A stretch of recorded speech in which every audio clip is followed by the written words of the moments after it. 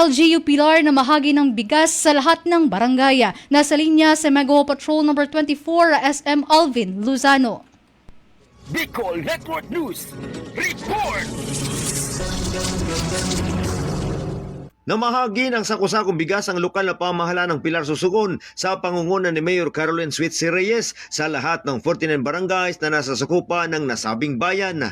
Dahil dito, lubos ang pasasalamat ng mga pamilyang Pilareño sa natanggap nilang pantay-pantay na distribusyon ng bigas noong ika-28 ng Disyembre 2024. Samantalang programang ito ay bahagi ng patuloy na pagsisikap ng LGU na matugunan ang pangunahing pangangailangan ng bawat pamilya sa kanilang komunidad, lalo na sa panahon ng nalalapit na bagong taon. Kaugnay nito, ang inisyatibo ng LGU Pilar ay patunay ng kanilang pagmamalasakit sa mga mamamayan na nagdadala ng saya at ginhawa sa bawat tahanan. Mula dito sa bayan ng Pilar, kasama mo sa pagbabalita para sa Bicol Network News, Megawa Patrol No. 24, Alvin Luzano, tatak tunay na serbisyo.